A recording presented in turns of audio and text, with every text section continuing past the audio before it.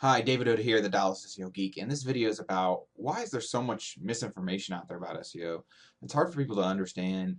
They're getting a wide array of opinions online. Some of them seem conflicting, and in fact are conflicting, and it's really hard for someone who just comes in and they need to know want to do SEO or they should do SEO for their business, and they're not really sure where to start, and so they kind of go in a bunch of circles and they end up not really any better off from where they started. So really what I want to do is I want to tell everyone, just don't waste your time looking around. I know I'm going to be straightforward and honest with you about what's real and what's not real, and more importantly, what matters and what doesn't matter.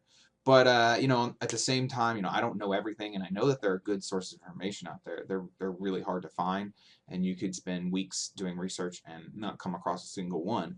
And so, those are kind of the two conflicting goals going on in my head. And ultimately, if I think you'll be fine if you just let me kind of show you the important pieces, and we just nail down those important pieces, and we ignore a lot of the other BS or really unimportant things out there. So, when I think about SEO, really on-page SEO is pretty simple, and this is actually something that you can get some decent. This is largely correct out there. The basic core information of on-page SEO, of one huge part of it, is correct.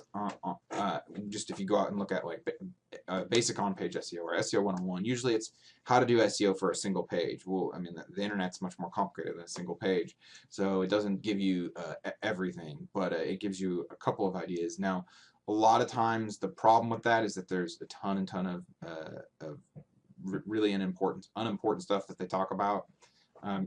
On-page SEO really comes down to only a few factors, and if you get those factors right, nothing else really matters that much.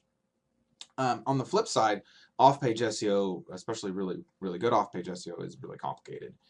It can get very complicated very quickly. There's some pieces of it that are simple, but it's much harder to understand specifically what is happening and why it happens. It's very hard for people to understand, because it's not like anything really ever before that we've seen. I mean, it's not like looking at a chair and understanding, okay, there's four legs. It's just search engines are much more complex. Think about the amount of data that they go through on a regular basis, and the amount of data that they go through. How many pages does Google have indexed? I don't know, trillions, billions, gazillions, who knows, Googleplex, whatever.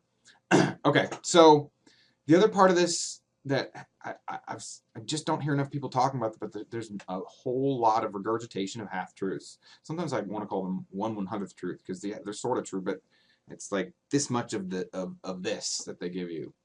And what I think happens, because it happened to me when I started off, and I can see it happen in a lot of other people, but it's easy to feel like you get SEO.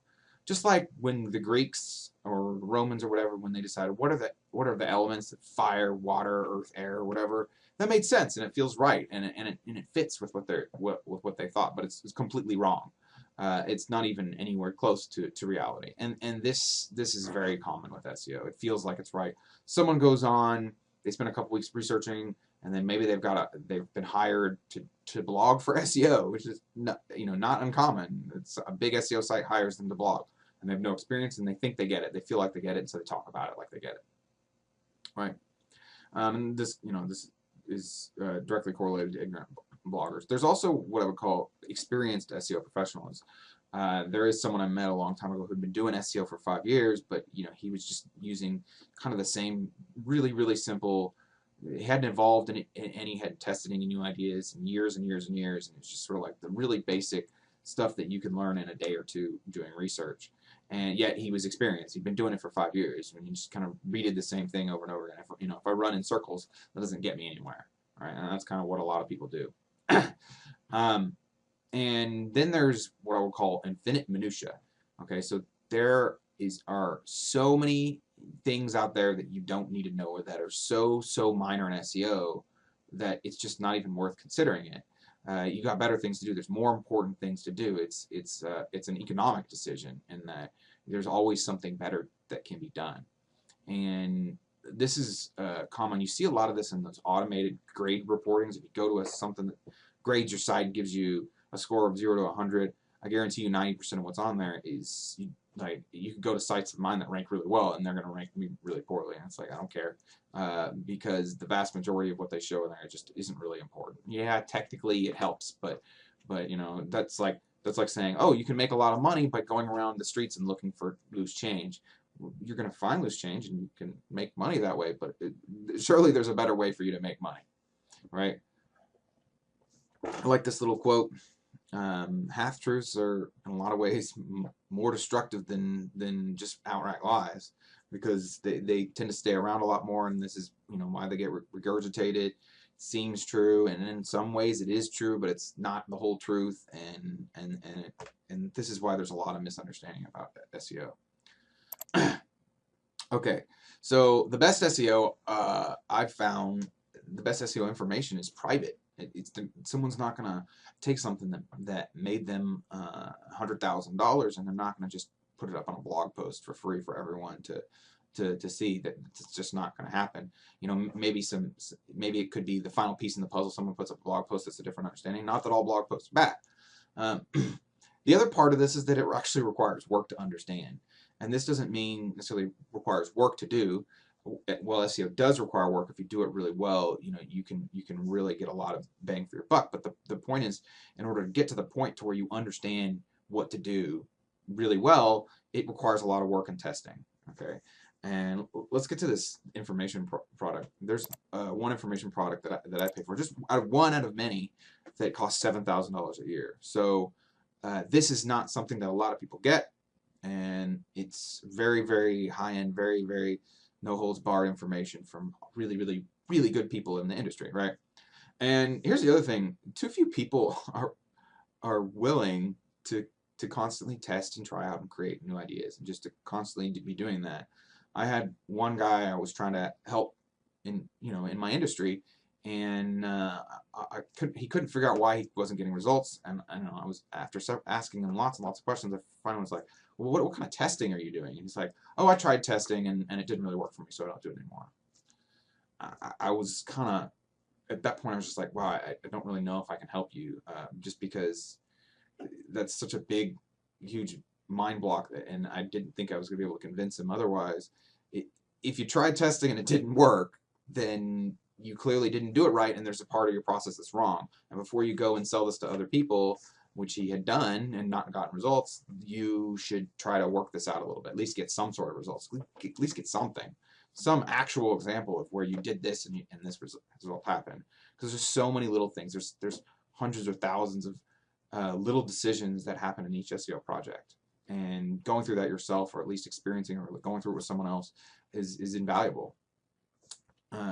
Okay, so the last part of it is that there's different legitimate approaches. Sometimes they can be just slightly different. Sometimes they can be very different. You know, all the best people in SEO I know do things a bit differently. They focus on slightly different things.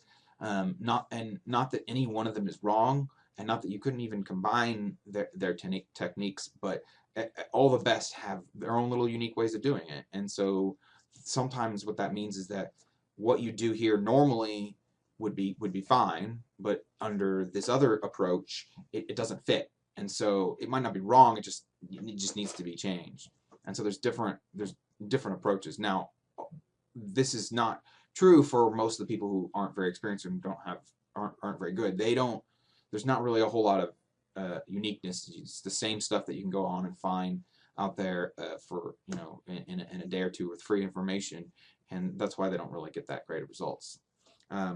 So, you know, here's the other part of it. There's many complicated facets to SEO approaches, and by that I mean there's many things that people can be good at. You know, this dog is good at riding a skateboard, right? And not to be cheesy about everybody has their own different talents, but that's kind of a lot of what it is. Everybody has slightly different talents.